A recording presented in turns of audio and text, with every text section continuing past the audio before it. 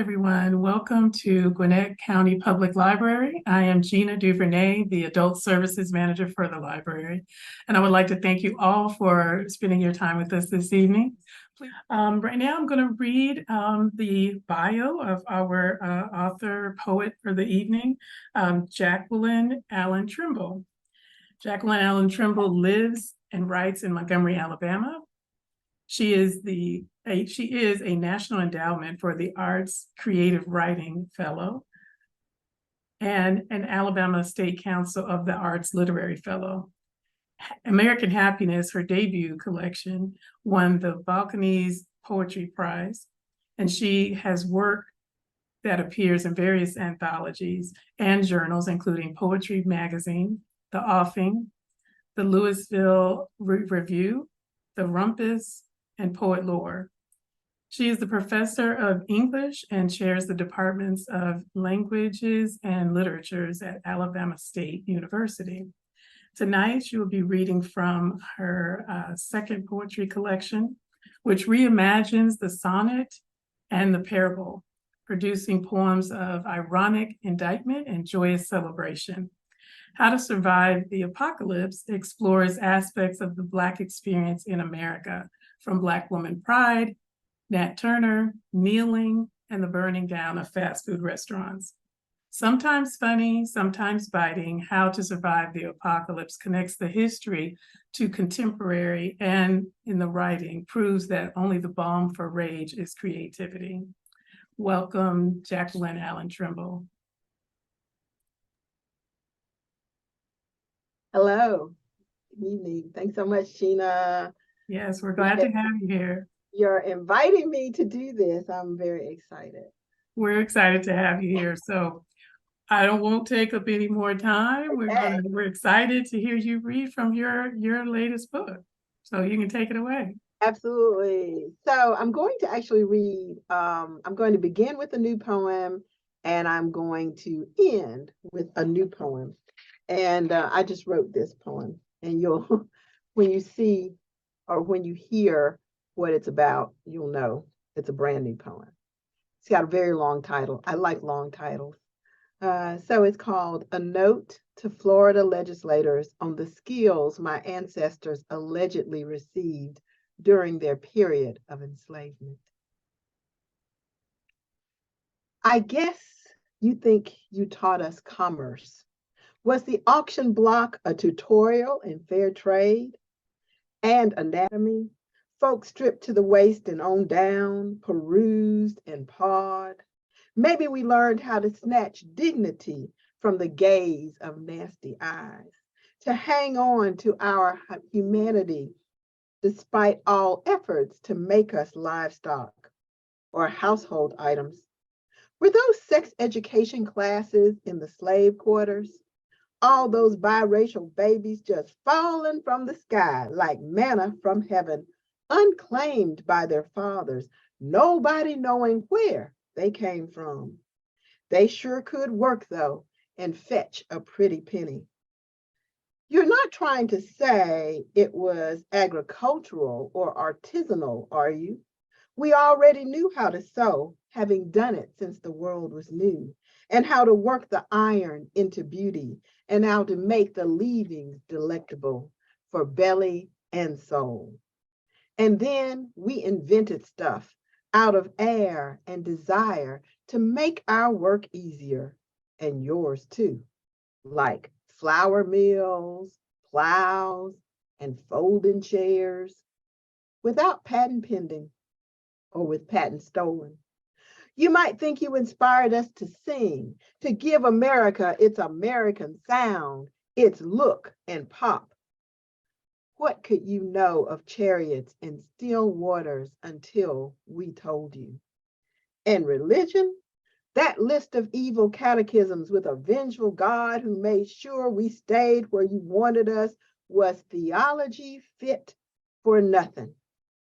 Child, we had already met God by the river where he molded dark earth and blew his breath until we were a living soul.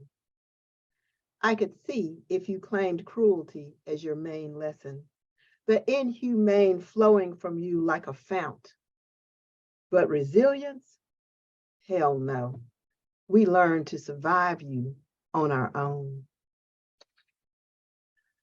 So the book is about how to survive the apocalypse. And because my background as a poet also comes out of my background as an academic, everything I write, every poem I write, every essay I write, of course, has an argument because that's what I've been taught to do.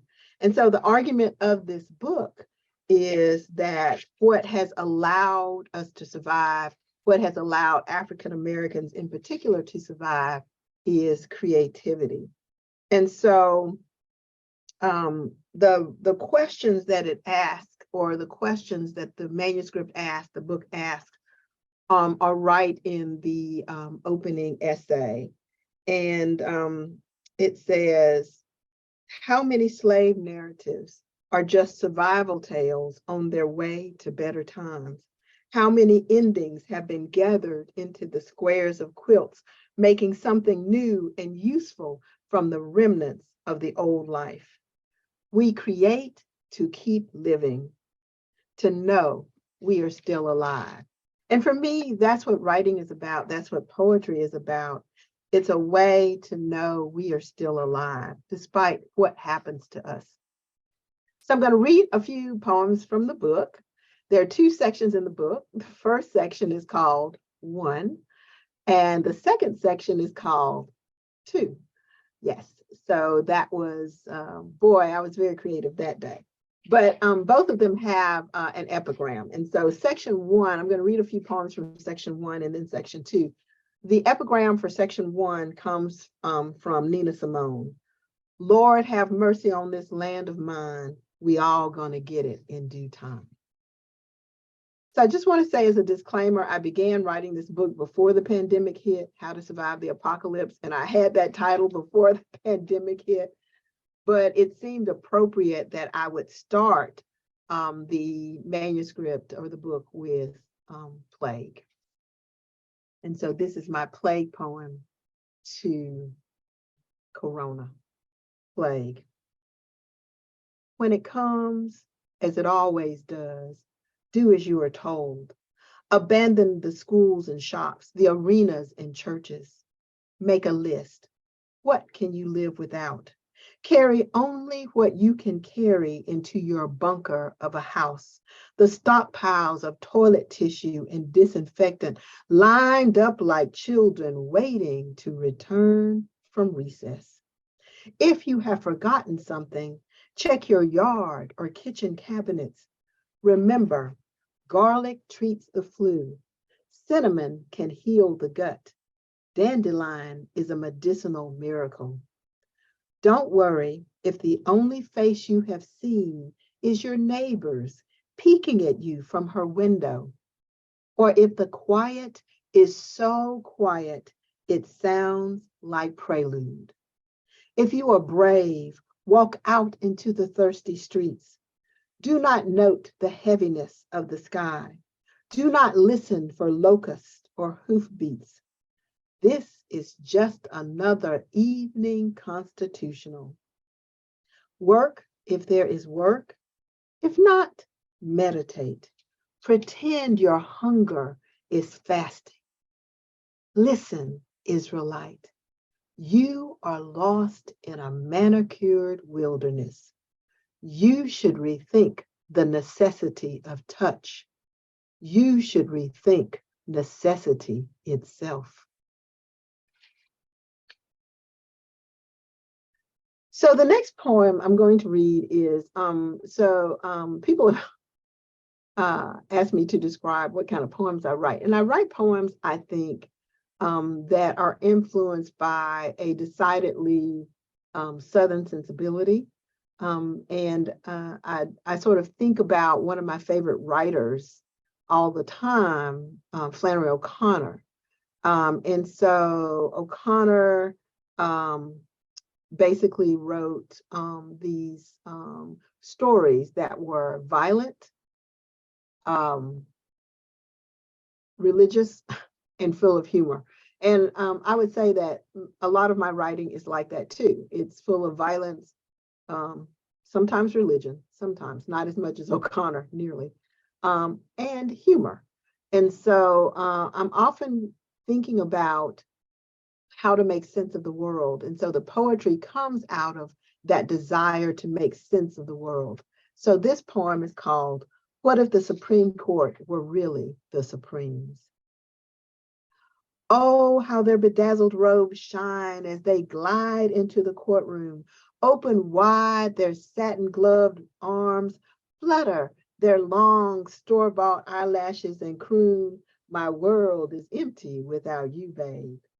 Even Cindy Birdsong envies their hips, pop and sway, dip and snap, each one a lady.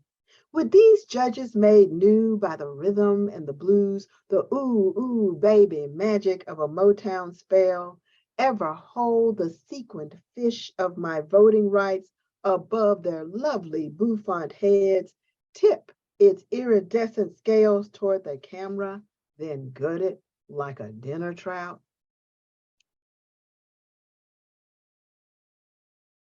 So a lot of my poetry comes straight out of the headlines. It's I'm fascinated by um, a world, the world in chaos, and so I'm always interested in the irony that comes out of that chaos.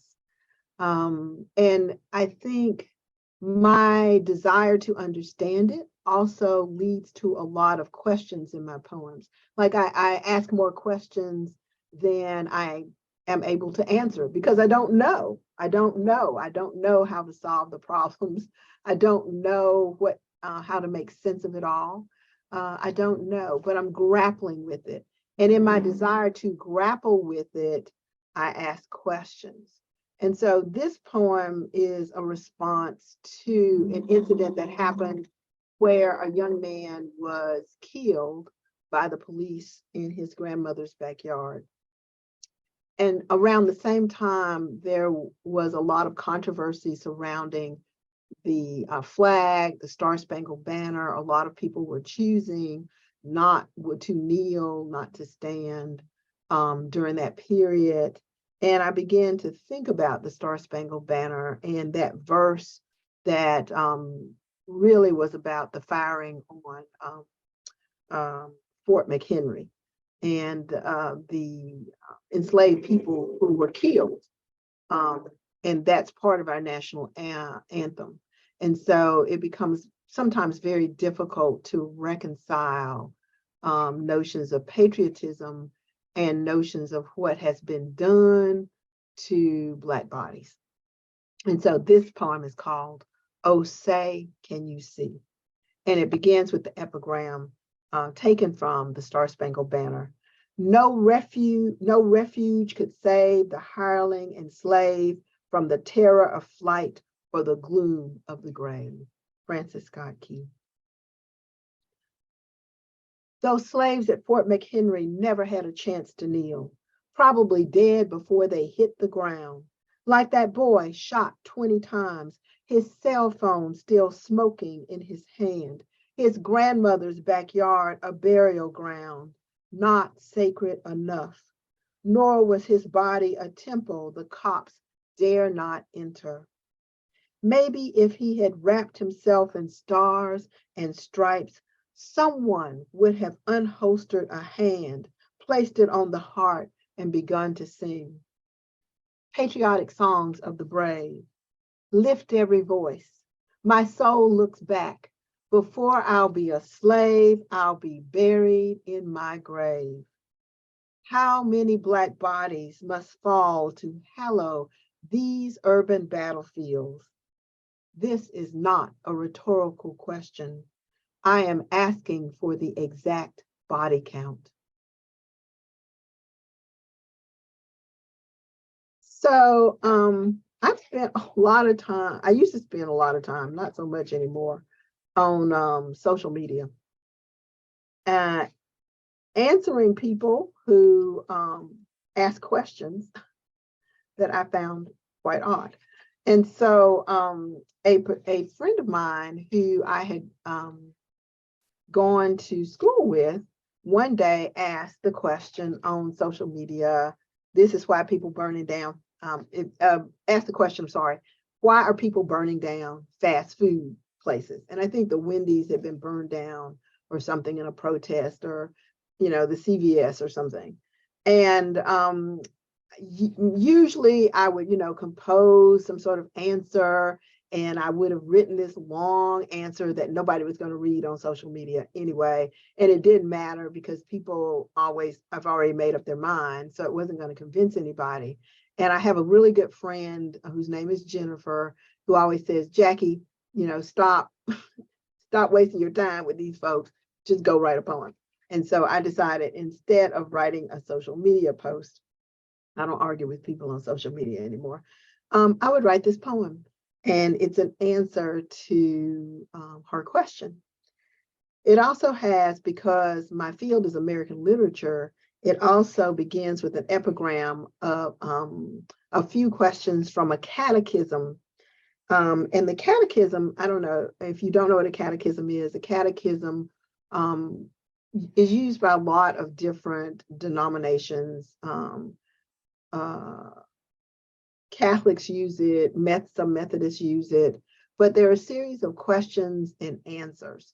So during the period of enslavement, enslaved people who could not read or write, for the most part, were taught catechisms. And so the catechisms basically taught them religion, at the same time taught them what was quote unquote Christian behavior.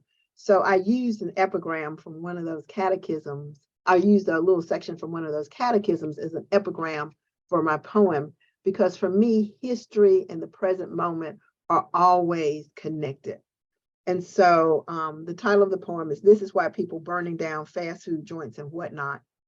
And the catechism comes from Catechism to be taught orally to those who cannot read, designed especially for the instruction of the slaves, Protestant Episcopal Church in the Confederate States. And this is what it said. Question: how do others sin against you?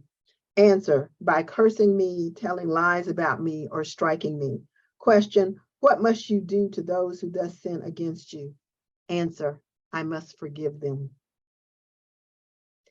See, I learned my catechism well, learned to offer my cloak and coat, my cheek again and again as the skin was splayed from my body. I can quote Martin Luther King Jr. with ease, praise the Americana of his martyrdom, the sweet, unselfish beauty of that bullet's velocity. Shall I sing, we shall overcome while I swing? I have wanted so long to believe in justice, to think of each blow as recompense for my wickedness. How can I continue? How can I continue? How can I continue to take and eat this image of myself, choke on the eloquence of my dissent, speak love fluently to someone with his knee on my neck, his bullet in my child?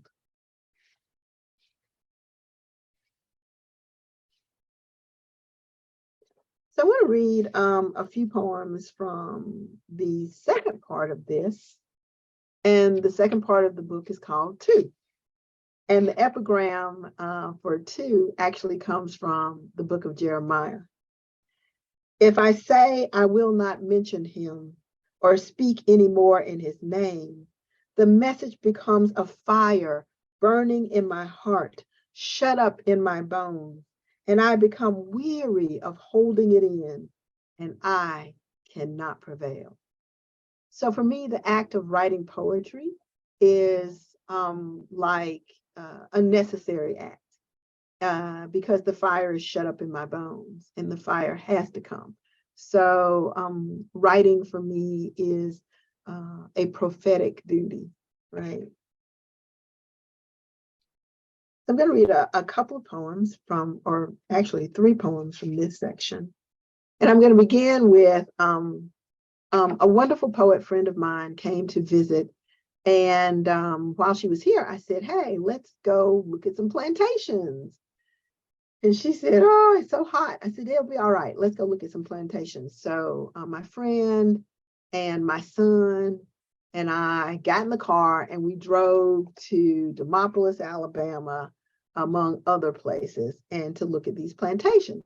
And we were in Demopolis, we were taking the tour, and the little tour guide was a little elderly lady, and you could tell that she was very excited about giving this tour.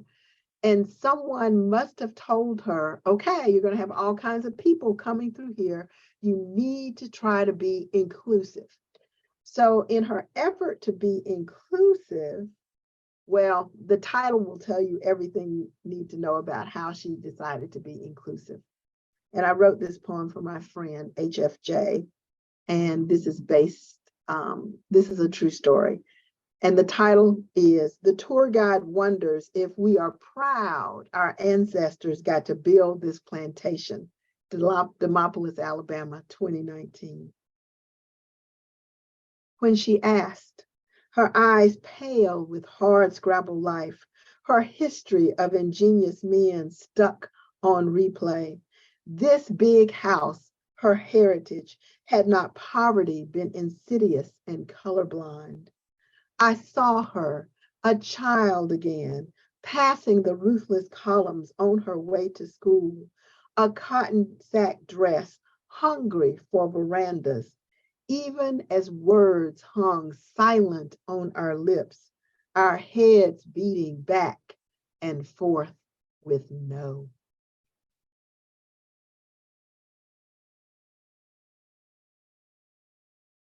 So as I was finishing this book, I got up one morning and I needed to continue to write poems.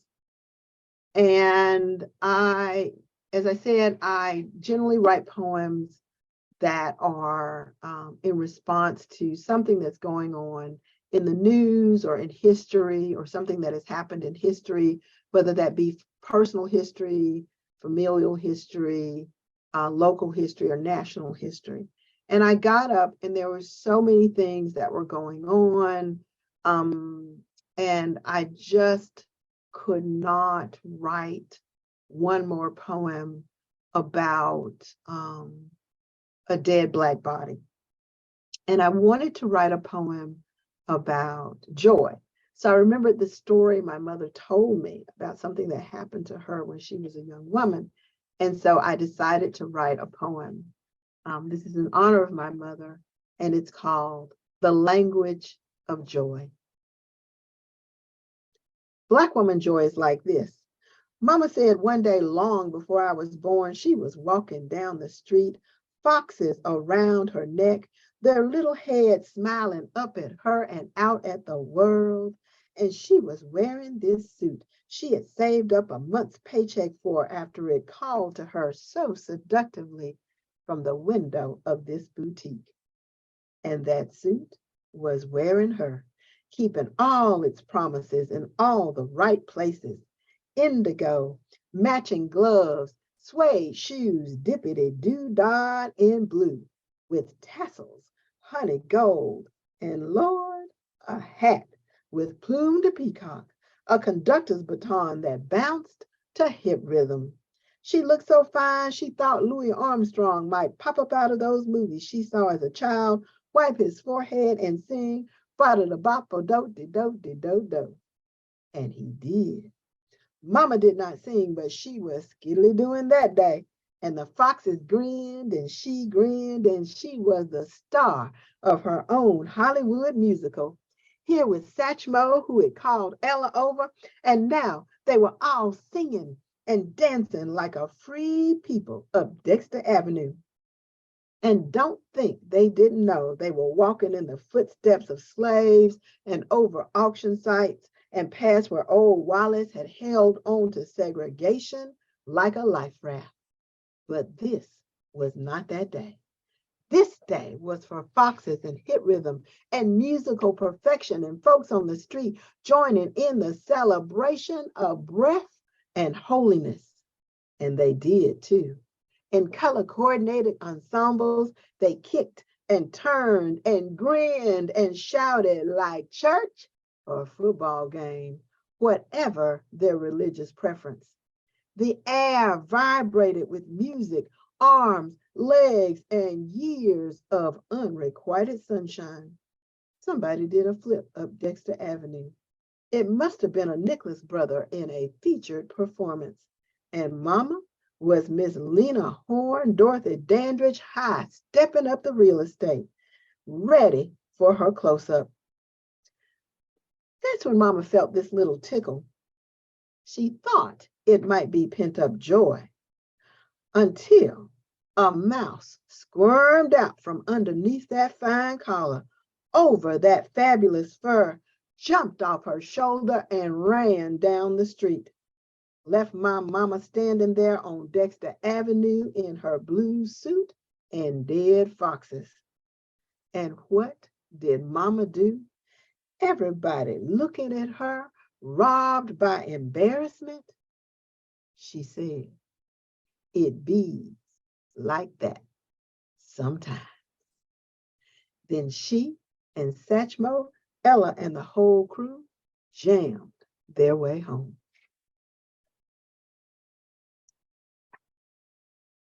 Okay, so the last poem I'm going to read from the collection is really an homage to creativity and the kind of creativity that I think has best allowed our people, all people, to survive.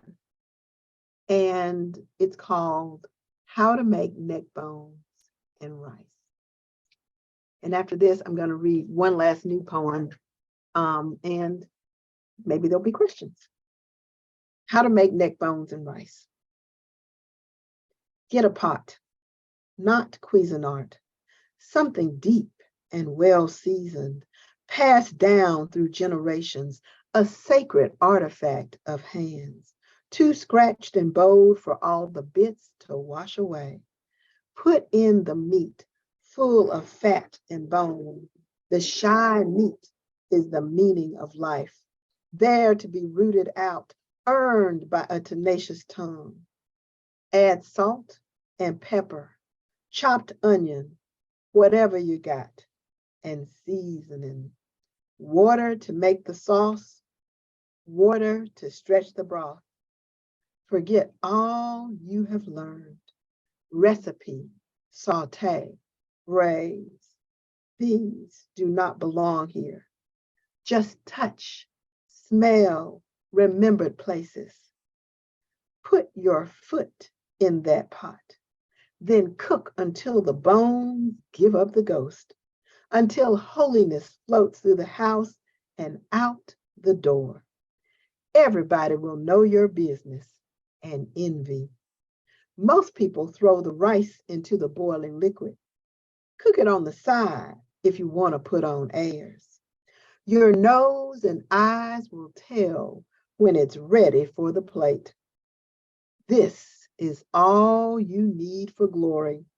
Grain and bone, hot water cornbread, the flavor of making do, the altar of your table.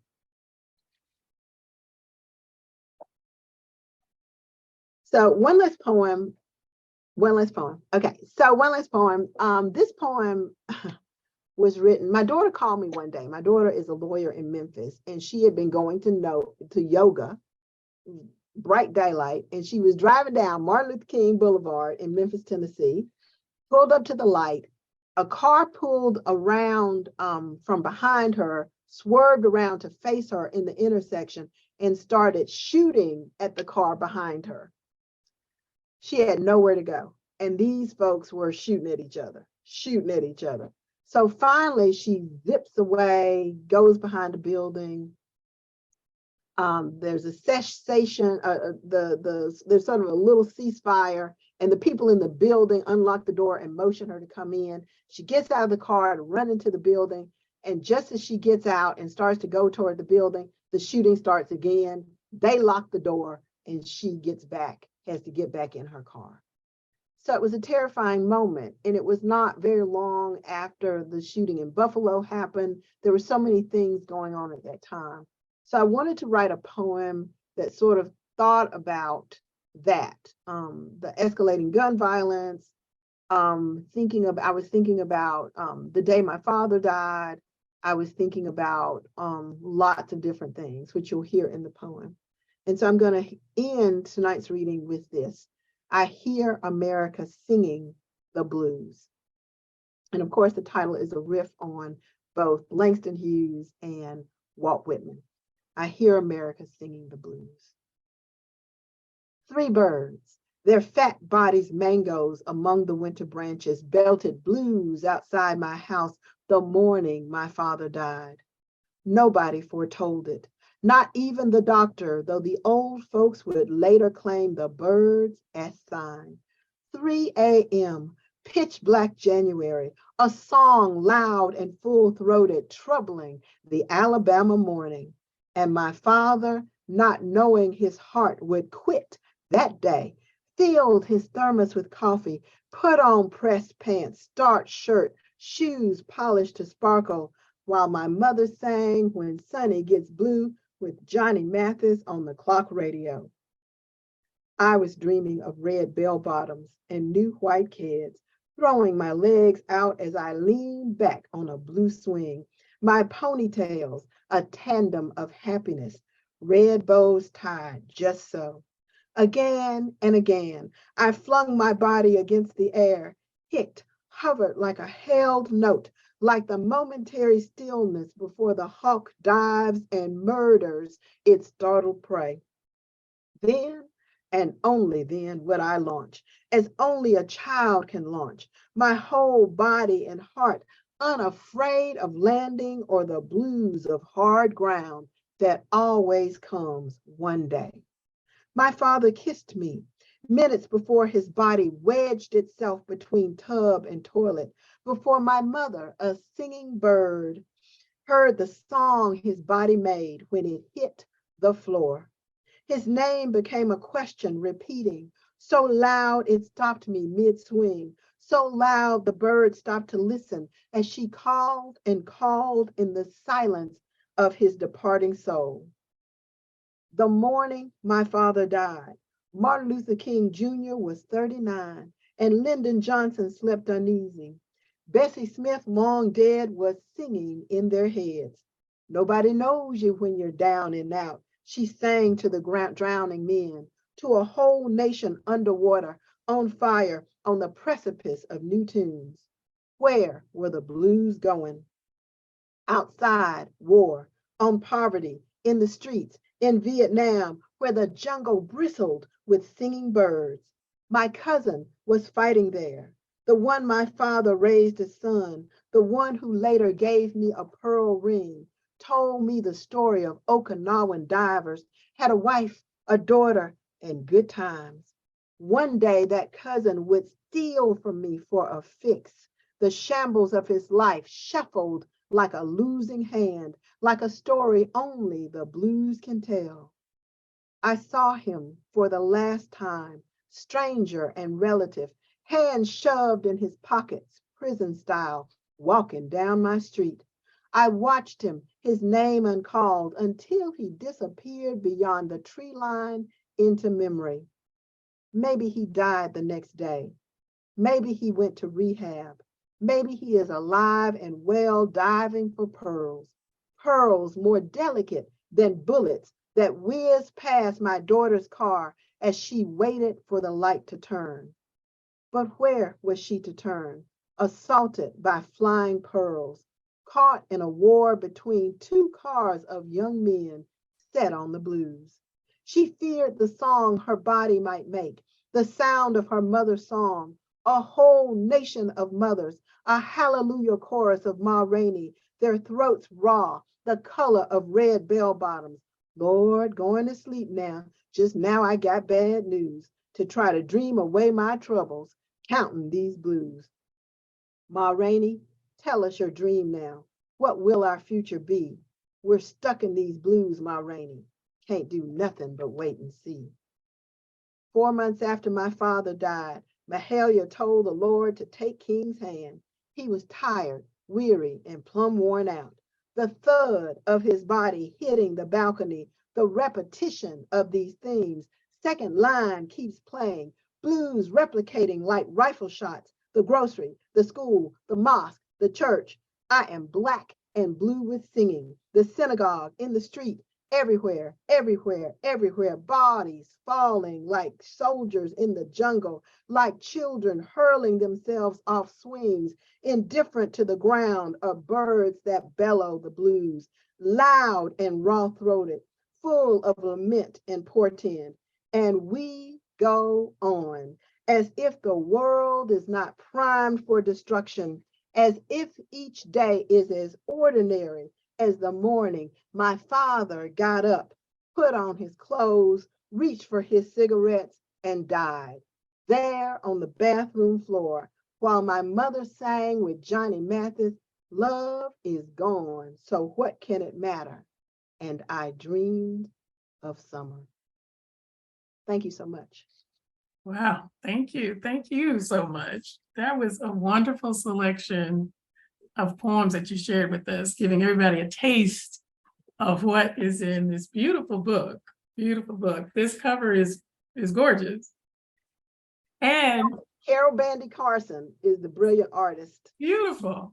who painted Aren't that. you lucky? Look at that. Yeah, she was very kind, very kind. Yeah. Even American Happiness had a beautiful cover too. So just loved it.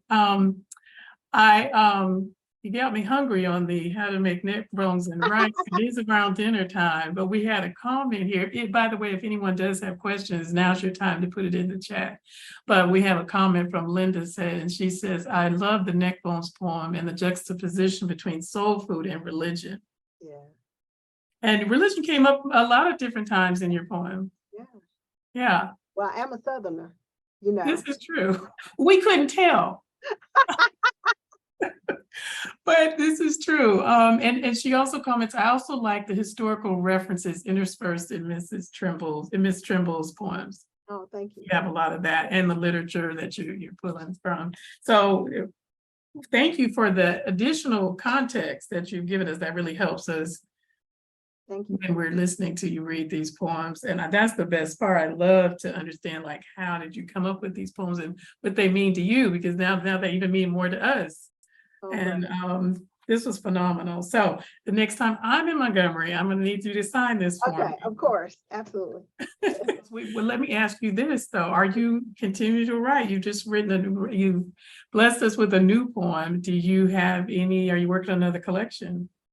So I am working on another collection. I just finished thanks, Debbie. I just finished an essay actually for a collection of essays by women artists, older women artists, called Old Enough. And it's about creativity and aging. A lot of times we think about, as we get older, maybe we aren't quite as creative. And we are here to tell you, no, that's not true. So that book is actually coming out next year, Old Enough, from University of Georgia Press. I was working on a novel that I've sort of stopped writing now. I'll go back to it. But the collection of poems I'm working on right now is called Elegy. As some of you know, I had a son. Our son passed away one of our sons passed away in December. And I've been thinking about this idea of elegy. And elegy is just both a lament and a celebration of usually someone who has died. But I started thinking about all the things we've lost. And so I thought about, I'm working on writing a series of poems about what we have lost. But yeah, I can imagine. We'll look out for Old Enough and we'll look out for Elegy. But I imagine has that been therapeutic for you? Yeah, writing is the way I understand the world, and I don't understand why my son has passed away. And so this is the way. When my mother died, some of the poems in American Happiness were actually poems I had written when my mother passed away. And so this is the way I understand the world, by writing. So We're glad that you're sharing your understanding of the world with us. such as I- it is. Hey, but you're doing it with a smile, and you look happy, and I'm happy. I'm happy that you could join us this evening, and I'm sure all of our listeners are as well. Wonderful. Thank you All so right. much.